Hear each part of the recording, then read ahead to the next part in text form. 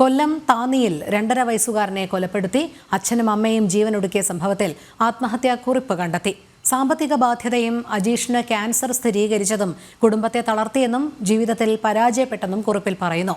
മൃതദേഹങ്ങൾ പാരിപ്പള്ളി മെഡിക്കൽ കോളേജിലേക്ക് മാറ്റി. മിഥുൻ മുരളി ചേരുന്നു. മിഥുൻ, കൂടുതൽ വിവരങ്ങൾ.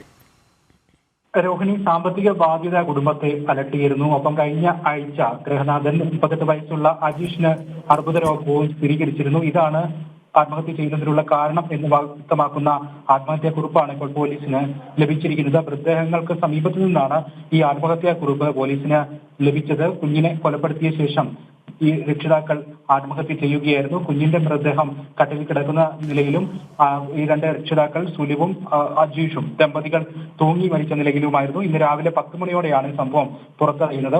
അജീഷും സുലുവും 2.5 വയസ്സുള്ള കുഞ്ഞുമായി താന്നിയിലെ സുചിത്ര നഗറിലുള്ള വാടക വീട്ടിലാണ് താമസിക്കുന്നത്. അജീഷിന്റെ മാതാപിതാക്കളും ഇവരോടൊപ്പമുണ്ട്. ഇന്ന് രാവിലെ 10 മണിയായിട്ടും ദമ്പതികൾ ഉണരാത്തതിനെ തുടർന്ന് സംശയം തോന്നിയ അജീഷിന്റെ മാതാപിതാക്കളാണ് മുറി തള്ളി തുറന്ന് നോക്കിയപ്പോൾ 3 പേരുടെയും മൃതദേഹങ്ങൾ കണ്ടത്. തൂങ്ങിയ നിലയിൽ ദമ്പതികളുടെ മൃതദേഹങ്ങൾ കാണുന്നു.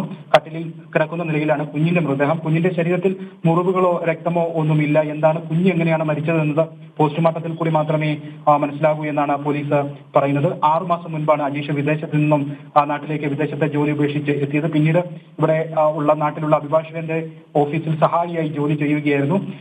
ഇത് കാരണം ഇതുതന്നെയാണ്. വലിയ സാമ്പത്തിക ബുദ്ധിമുട്ടുകളും അതോടൊപ്പം തന്നെ ഒരാഴ്ച മുൻപ് അർബുദ രോഗവും സ്ഥിരീകരിച്ചു. ഇതുകൂടാതെ കുഞ്ഞ് ജനിച്ച സമയം മുതൽ കുഞ്ഞിനും ചില ആരോഗ്യ പ്രശ്നങ്ങൾ ഉണ്ടായിരുന്നു. അതും വലിയ ചികിത്സാ ചെലവ് ആവശ്യമായിട്ടുള്ള കാര്യങ്ങൾ ആവശ്യമായി വന്നു. അതൊക്കെ കുടുംബത്തെ വലിയ സാമ്പത്തിക ബാധ്യതയിലേക്ക് തള്ളിവിടുകയും അതോടൊപ്പം അർബുദ രോഗം ബാധിച്ചതുമാണ് കാരണമെന്നാണ് ബന്ധുക്കളും നേരത്തെ വ്യക്തമാക്കിയിട്ടുള്ളത്. എന്തായാലും ഇപ്പോൾ പാരിപ്പള്ളി മെഡിക്കൽ കോളേജിലേക്ക് ഇൻക്വസ്റ്റ് നടപടികൾ പൂർത്തിയാക്കി പോസ്റ്റ്മോർട്ടത്തിന് മൃതദേഹങ്ങൾ 3 കൊണ്ടുപോയിട്ടുണ്ട്. ഇന്ന് തന്നെ പോസ്റ്റ്മോർട്ടം പൂർത്തിയാക്കി വൈകുന്നേരത്തോടുകൂടി വീട്ടിലെത്തിക്കും എന്നാണ് നിലവിൽ അറിയാൻ കഴിഞ്ഞിരിക്കുന്നത്. രോഹിണി.